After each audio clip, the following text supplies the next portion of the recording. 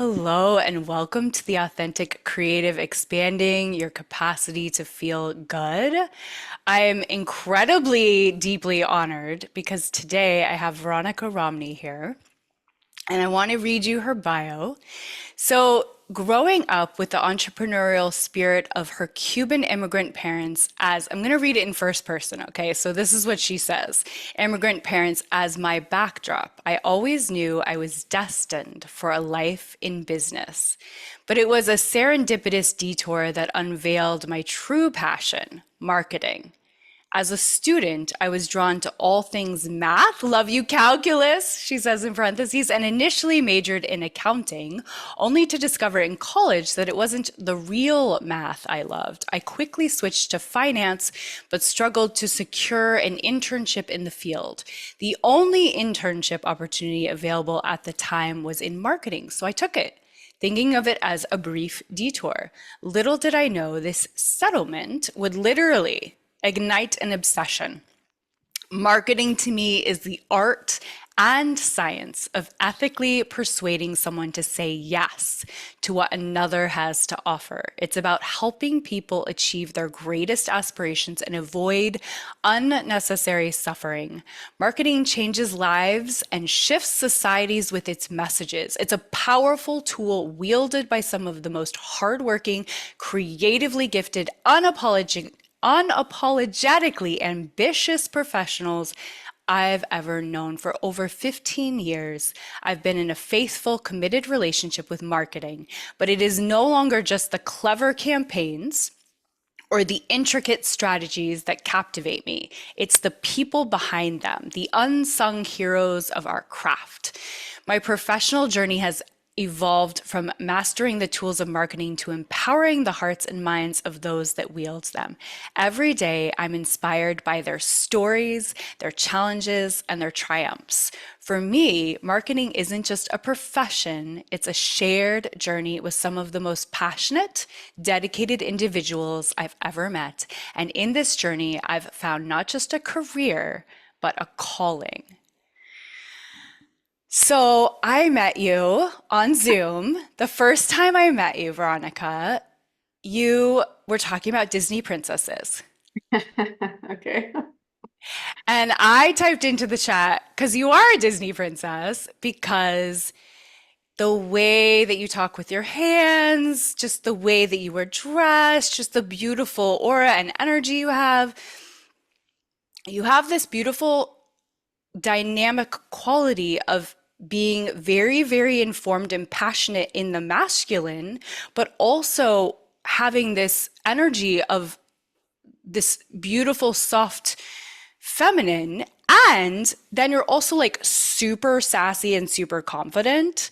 And I think that like total mixture is just incredibly attractive and also a big part of why you're so successful and that people can relate to you. And but that also like when I see you with your money gun at these events and you're like shooting the money, it's like, oh wow, that's so interesting because I'm like, first I'm like kind of triggered a little bit. I'm like, oh, that's an interesting image. But then I'm also like, fuck yeah, like, ooh, I love how she's owning, like, Yeah. let it rain, like the abundance and just complete dropping of any shame Mhm.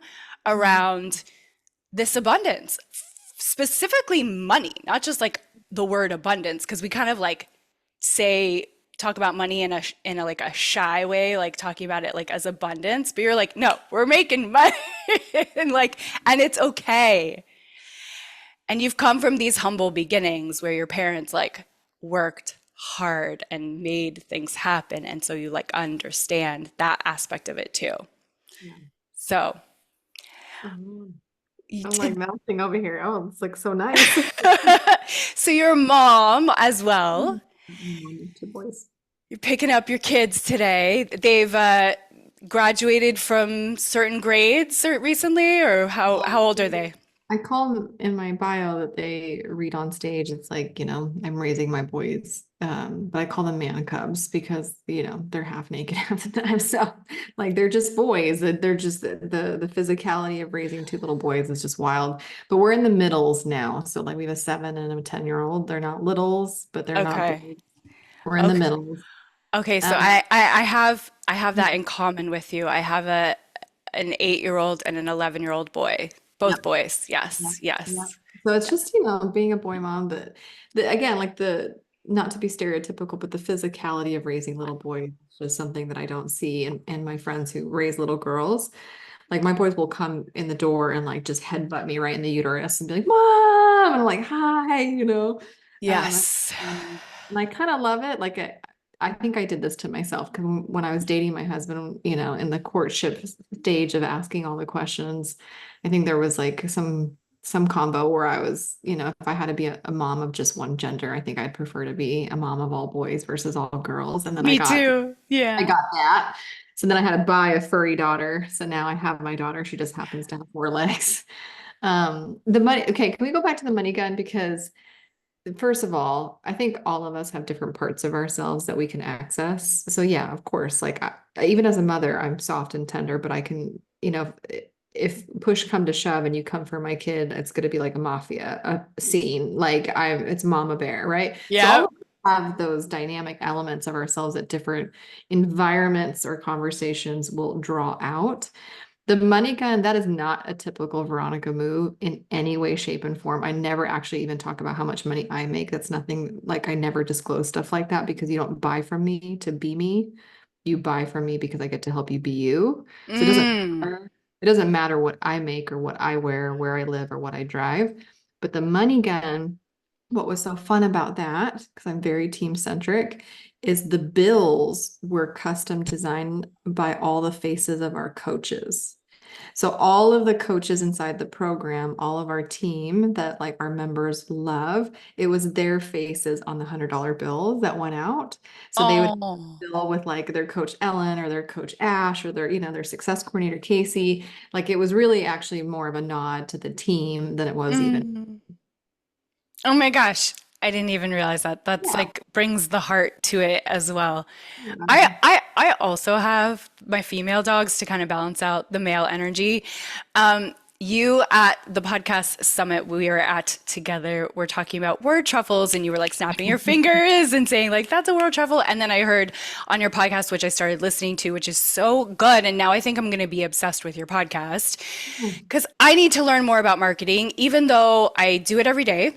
Yeah. We all need to learn more about it. And it's something that, as quotes, spiritual people, I feel like I'm making a generalization, but I feel like we tend to avoid the educational aspect of what we're doing. I've been an entrepreneur for me since high school, Yeah. and I've learned marketing through my dad was like top marketer for films. Mhm. So I've learned through osmosis, Yeah. but I don't know. I don't, I sort of, like I feel like I'm just figuring it out, but I never took a marketing class. Yeah. Yeah. Well, to be fair, there is no barrier entry. There's no barrier entry in calling yourself a marketer. Like there's no universal certification that's like you can speak on this topic. Like anybody can be a marketer. Quite frankly, I think everybody is a marketer, just like you would say Right. everybody is a salesperson. Cause like I have to sell my husband and like wanting to be with me. I have to, sell this person to, barter for flowers or what, like all of Just us convince have your children to brush their teeth. You're selling yeah. to them. Yes. Basically, I mean, marketing and sales is just persuasiveness. Like you're just being a persuasive individual trying to get people to like get on your team in some capacity. And that happens every single day in every room that you're a part of. So like I think more people need to identify as a marketer, but when it comes to like marketing master or certifications or things like that, there's actually very little universally designated bar. Like we don't have like the legal bar like you do with lawyers. We don't have with the medical community. We don't have those things. It's not Mm-hmm. by Google, not by anybody. And so most marketers that you meet are self-taught, as they should be. Because even if you got a diploma in marketing like I did, it doesn't mean you actually know what the hell you're doing until you actually Mm. start wielding the sword. So I don't ever discredit people if they're self-taught ever. In fact, some of them are the savviest of us, to be honest. Because it's like getting in there, getting messy, Yeah. and like playing around and like what works Yeah. and seeing and experimenting and just Totally. just being a noticer. Yeah. Yeah. Yeah. So for you, you work with like the high level I of course I love Kathy Heller, I love Tracy Litt, I love Kate North. Northrup. You work with these women that I love. Yeah. And what is that like for you to work with them? How does that happen? What does a session with them look like? Well, okay. First of all, I've worked with all three of them in a paid capacity, so full disclosure, right? And so and I think in some ways they're all really good friends in real life, and they all would maybe be in the same category of like personal development and helping people like come to their truest form of self and to repair relationships in their lives. Like that's what they certainly share in common, but they are wildly different people. Mm, And so one of the things that I learned even in my speaking development, one of my favorite quotes from Michael Port, who owns Heroic, he's like, you don't have to say anything different to make a difference. And that just means their credit goes to the messenger and the messenger style. So like even if Tracy Litt and Kate Northrup and Kathy Heller all literally said the same thing, you would hear Kathy and not Kate because you resonated with her style or vice yeah. versa. Mm, And so like I don't have a scarcity mindset. There's abundance literally and revenue and money for all in surplus. It's really cool when you work with women like them that believe in abundance, that prescribe to that belief system because they're really good friends. They don't compete, even though from a marketing standpoint, you're like, well, kind of you should, or you kind of look like you do, but they don't look at it that way. And so when you have clients who have those core beliefs about themselves and how the world should really operate, especially amongst women, like as much as I'm helping them, they're actually helping me show up for myself. So like mm, having clients like that is a gift that keeps on giving in many, many ways. And I'm very lucky to have the life that I do for sure. mm. Beautiful. Thank you.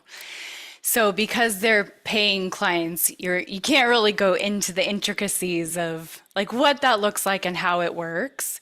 But Well, they're all different, right? So yeah. their messenger style is different, their business models is different. They don't all make money in the same way. So like even though they are similar, I as a consultant, as a marketing strategist, would never prescribe the same strategies or the same execution for each of them. Everything that I've ever done for literally the three of them and whoever else I work with has always been unique to the person that I'm serving and the lifestyle they want to lead. Because, for example, right, Kathy has littles. She still has little girls at home. Tracy Litt, I mean, she's downsizing because all the girls have left the nest. And then you have Kate, who just moved to Miami to embrace this new life for her and her husband versus being up in the Northeast. So, like, even just their lifestyles and the capacity they have to bring to their businesses is going to be different, even if they're selling the same thing. So what I, as an ethical marketer, wouldn't just copy paste one strategy to the other. You're going to want to prescribe and architect the right strategy for the right messenger with the right capacity to serve it. Yeah, and I know that's one of your pet peeves that pisses Yeah. you off is like that Yeah, copy don't and copy. paste thing. Yeah. Yes, and and this sort of well, I have two things. So this authentic marketing of like really aligning with your integrity and your authenticity and showing up as who you are in marketing as who you are. And in that Mhm. last podcast episode that I was listening to of yours on the Rainmaker, you were like so flattered by the person at the podcast summit that we were at that she said, "You're exactly what I expected." So Mhm. it sounds like that's what you help people to do is like to show up and be what they expect. So I grew up as an actor, and it's like, if your headshot looks different when you show up to the audition, that's not good. Yeah. Yeah. Yeah. Well, and again, I think I think people are way smarter than we used to be. Like we can tell when somebody's a phony. I think inherently, like subconsciously, we just know something's off, something sniffs.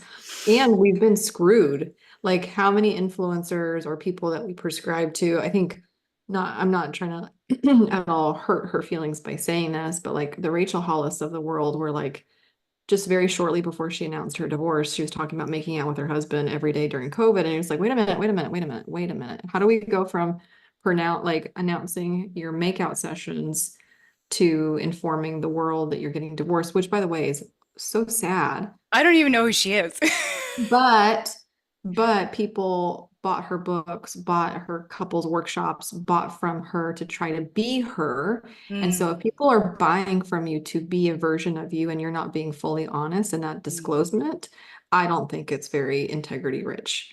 And so that's where I get really pissed off. That's where like my Latina-ness will come out. I'm also an Enneagram 8, so like injustices really stir the pot for me. And it doesn't matter if it's like hurting one person or hurting 10,000 people. Like I just I'll draw my sword. Like it bothers me when people are not being fully honest.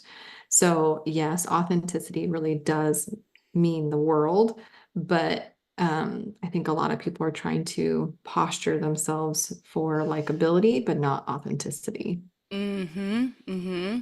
So I'm curious, Yeah. where do you, let me backtrack.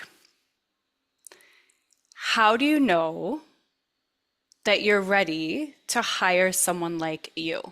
Hmm. Yeah. Well, okay. I think first and foremost, I think a lot of people really shouldn't overstep what they actually need, which is probably somebody to help them execute.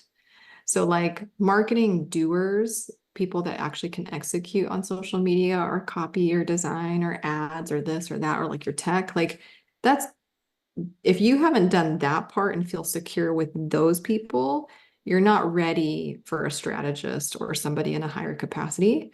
I wouldn't prescribe that if you were a self-funded CEO.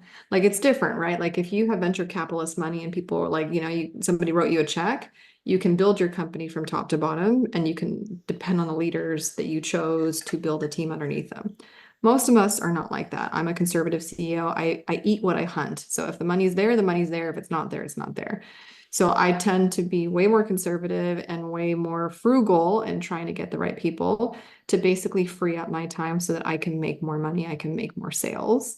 And so can you take off my list that would free me to have more conversations that would lead to more revenue opportunities? Mm-hmm. So most people that are listening, what you really need is just better doers, better hands, people that you trust that you don't have to redo the copy 3 times. You don't have to redo the design yourself. Like we don't want to get into the habit where we're always rescuing the people that are there to actually help us. Mm, That's a really bad leadership habit that develops very early because we're so used to doing everything ourselves. And so mm-hmm, if they can't get it done, we always know that we can get it done.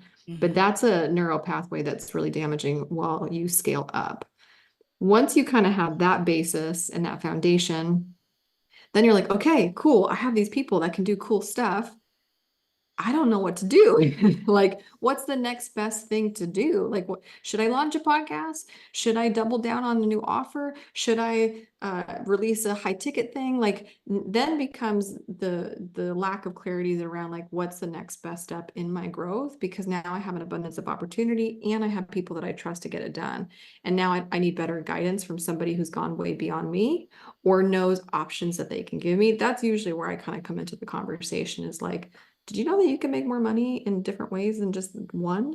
So like working with people at that point is just because they're helping you see more possibilities than you're even aware of or your team has even experienced before. okay.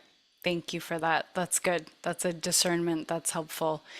So I'm curious about, you were talking about like data and how you're a nerd for data. Yeah. Okay, so like I spend a lot of time looking at the only way that I know how to see data, which is like basically how many downloads I'm getting. And I don't even know if that's accurate information for the Um, podcast. And how many people what the conversion rate for opening my email versus clicks and all of that. It's kind of the only way that I yeah, know how to see anything. And I don't sure. even know if it's accurate. Yeah. So I guess the question I'm asking is twofold. It's like, how do you know that the data is accurate? And what are the other ways of gathering this information so that you know how you're doing? Yeah. And gosh, data, like it's a beast. I mean, it's like the equivalent of you looking at your P&L in QuickBooks. You're like, what am I looking at? What is happening here? Like, you know what I mean? So money and numbers make us feel stupid very quickly. I don't know how Mm, else to say it. Like it's certainly a source where it makes us feel inadequate when we see numbers and we can't understand like the business intelligence behind the number. Like we just see, okay, I got 10,000 downloads. Yay. What does that mean? Is that $10,000? No. mm-hmm, mm-hmm. Right? Or I have a 50% open rate. Yay. What does that mean? I don't know. Right? So there are there are lead measures and lag measures. Okay. Both are important. I tend to prioritize lag measures. So a lead is basically saying, well, if I have a podcast or if I have an email, that should create a net effect, that should create a positive outcome on the other side. Mm-hmm. A lag measure is saying, yeah, you sent an email, but that turned into 2 sales calls from that one email. So like, who cares if 10,000 people opened the email? Yes. Two of them booked a sales call with me. Yay. So Mm-hmm. like, I tend to prioritize relationship metrics or more intentful raising of the hand type of activity than just eyeballs and lurkers and followers. That doesn't seem to actually matter as much as it used to unless you're only getting paid by brands and like they care about visibility like that, but I'm not that person and that's not my brand. For example, literally, I will give you an actual scenario. I Yes. yesterday I closed out the day. Well, I was about to close out the day and I got an email. I was doing like my admin time, like my last hour of admin time.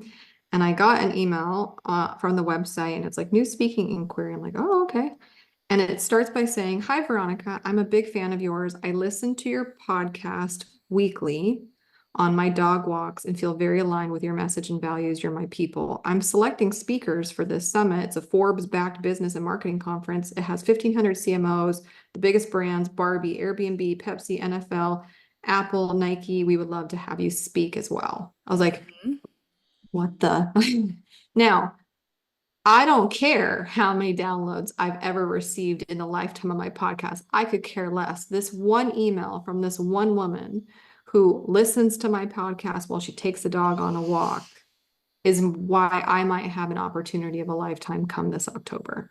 Mm-hmm. So, like, what, you know what I mean? Like, be Mm-hmm. careful which numbers you're looking at versus the Mm-hmm. ones that really matter. Mm-hmm. And that isn't really predictable. Correct. Yeah. Yep. It's so interesting because when I started as an entrepreneur, a spiritual entrepreneur, it was not what we're doing now, Mm-hmm. right? So, like, I had my binder and I would go into a health and wellness, or massage or an acupuncture chiropractic office. And I would bring my binder and I would show them, like, here's an article that I got written about me, and here's my bio, and like, here's my headshot. But I feel like that conversion rate of doing things that way, or like walking the dog and like meeting someone when you're out in the actual world, Yep. makes so much more difference than if Yeah. I stay home all day long and I crunch and I crunch and I grind Yeah. and I look at my Instagram and it's like, what happened today? Yeah. What Yeah. actually happened? Yeah. Then if I like go to the dog park and actually start talking to people, Yep. and it's just so interesting. Yeah. What are your thoughts about that? Well, so there is a lot of data that one can track on a spreadsheet in marketing and business. When I'm mentoring and coaching my clients, one of the things that I will give to a CEO that I'm working with that is a non-negotiable for me, non-negotiable, is what I call the visionary KPI. So the visionary KPI is basically the number of times in a week where you are representing the mission and the vision of your company. Mm-hmm. I do not qualify that number by how many people you speak to. It's just how many times do you or spoken, had a private conversation with somebody, like how many times this week did you advocate for your mission and your vision? Now, we can see a direct correlation between the number of times that you do that whether it's increasing or decreasing, also tied to your gross revenue. The more that you Mm. act as a spokesperson for your company, the more your company makes. The more that you hide, the more the company will suffer in revenue. We see it every single time. So an example of speaking that mission could be what? Like, what's the simplest Yeah, right now I'm ex doing it right now. yeah. Me being on your podcast is me talking about my mission and my vision. Okay. So it doesn't have to be specifically, here's my mission statement. No.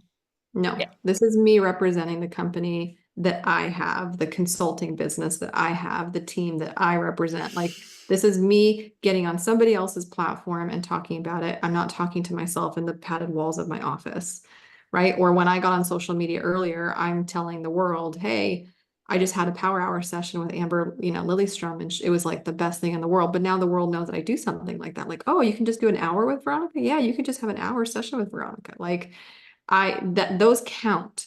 But what's crazy is we can see a correlation between the number of times you're doing it consistently or increasing tied to your revenue.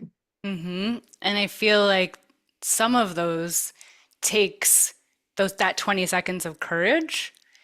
And Mhm. I think that what I was trying kind of saying is like we kind of hide Mhm. behind Sure. thinking that like we do the busy work and we think that we're putting ourselves out there, but we're not taking that 20 seconds of courage necessarily to like Mhm. really show up sharing what our authentic mission is. Yeah, and that doesn't go away. I've worked with, first of all, I am an entrepreneur, so I know what it is empathetically, but like, whether you're an entrepreneur at $0 or you're an entrepreneur at $10 million, um, everybody still struggles to show up when you're not confident in your own journey, your own story, your own offers. Like, everybody at every level that I've ever worked with will come a point where they really struggle just to get online. And you'd be surprised at some of the biggest names in the world that will tell me privately, like, I just don't want to show up on social media. I just don't want to do this. And I'm like, uh-oh, right? Like, so this is a problem and a level of self-mastery that if you can earn now, being small will serve you the rest of your career. Mhm.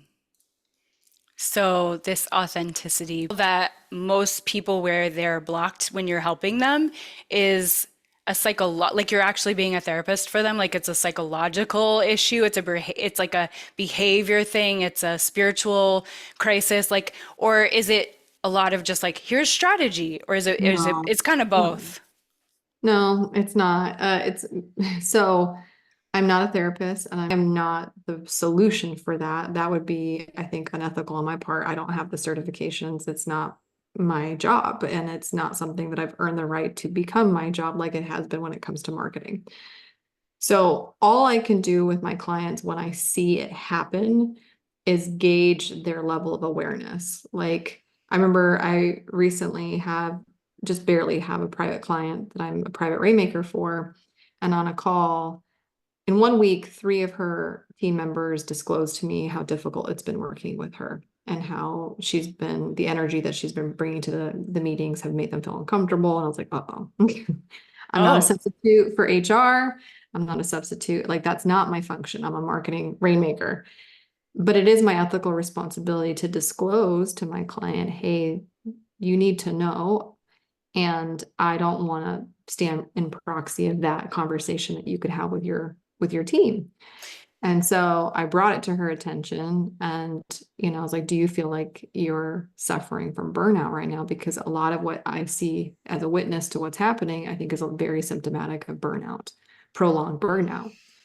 And her response was like, I'm not burned out. I was like, okay. So like Mm. some clients, when you hold the mirror, they like will kind of turn into a puddle, like, yeah, like I'm really fried and I don't know what I'm doing. And like, I don't know if I can sustain this. And it's like, okay, well, what's the next best step? Do you have somebody? Here's my referrals. I love working with Dr. So and so. Like, I will immediately go into solution mode, but I'm not that person. But if Hmm. they're not aware or they're not willing to admit that they have a part in the ownership of what's happening, it's very difficult for any consultant to actually intervene in a helpful way. Thank you for that. And also, I'm thinking more like when you're helping people, Mhm. are you helping them to see themselves more clearly? Are you helping them Yes. to understand who they authentically are? Are the blocks that they're having that you're helping them to break through potentially because of something in their belief system? Like that's what I mean by are you do you sort of end up being a psychologist because in the way that you're helping them with marketing, you're having to like Yeah.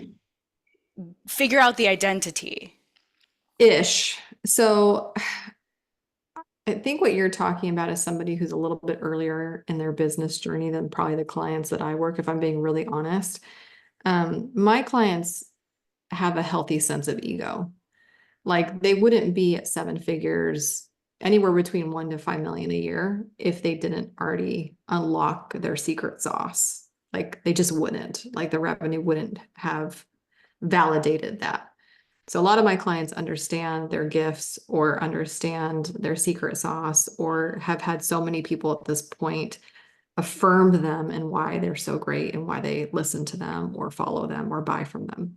They know who they are. Yes. Where I come in at my level is I'm working with people. It's almost like the statistic within the statistic, meaning my clients, they already got drafted in the NFL.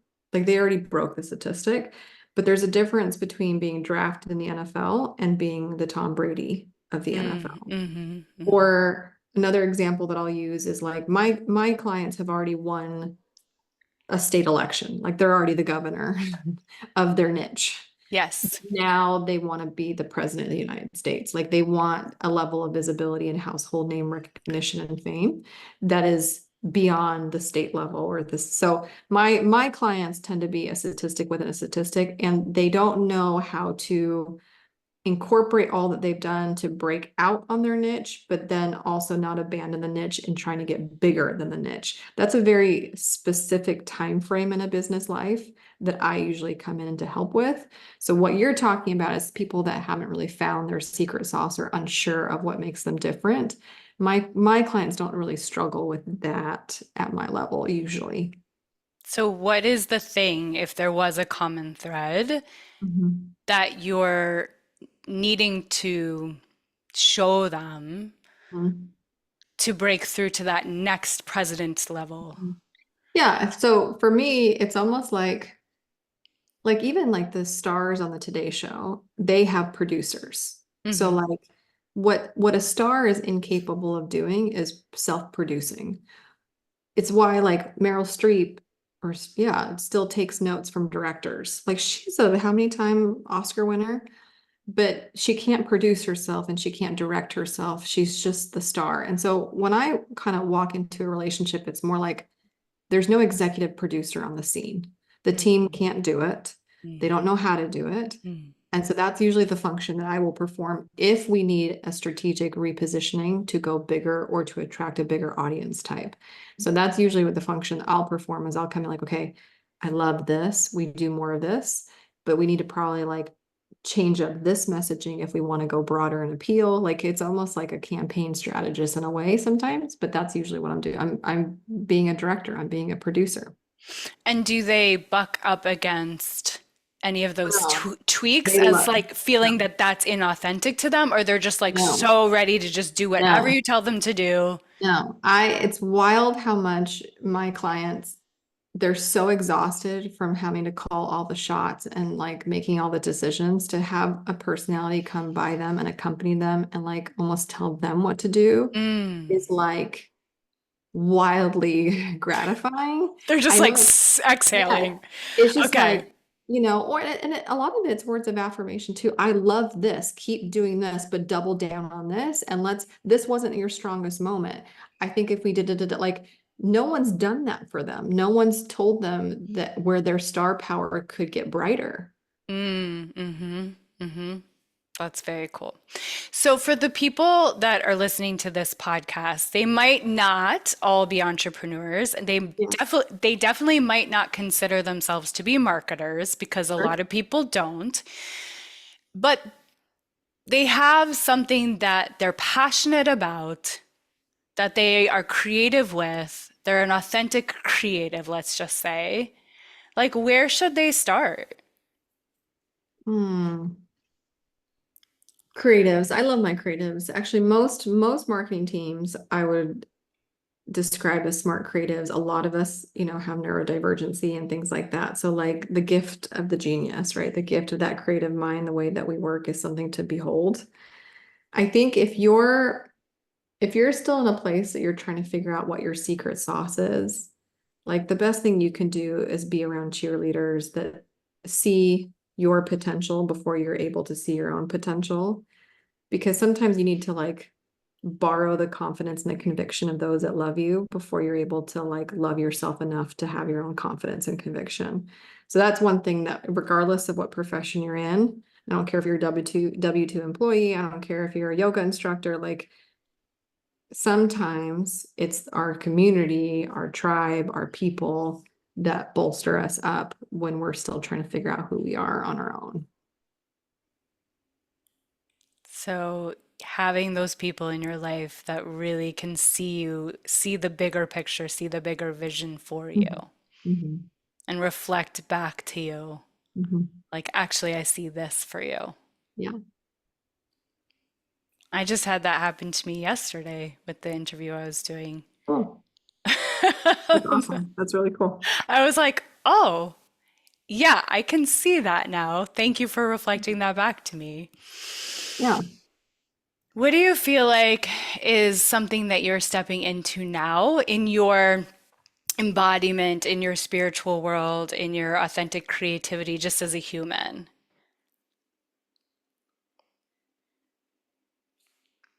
Well, okay. So I've dedicated this summer as the summer of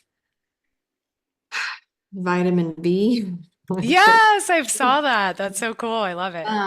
so just like again, we all have different parts of ourselves, and I think I want to access that part of me that's more the spicy Latina that like has a perspective and has an opinion, and it doesn't matter if you agree with my opinion, but it's still my opinion.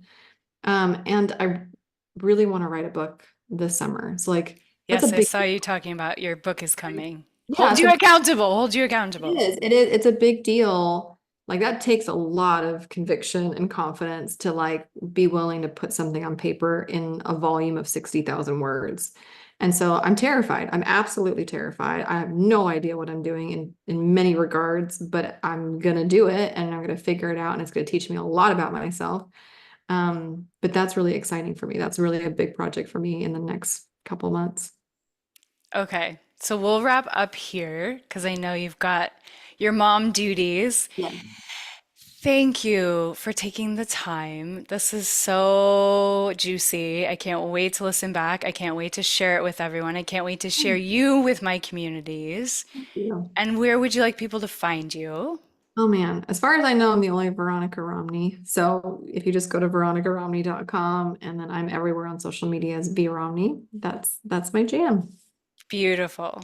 Well, I can't wait to read your book. Oh, thanks. Well, yeah, fingers I, crossed. you totally got this because I know you have people in your life that see the bigger vision for you. Yeah, I have a great team, man. They like my team gives me wings. I tell them all the time, like if I didn't have you guys, I wouldn't be able to do any of this. So like they give me literally air. That's so inspiring. Thank you, Veronica. Thank you Yeah, so much. thank you for having me. Thanks, guys.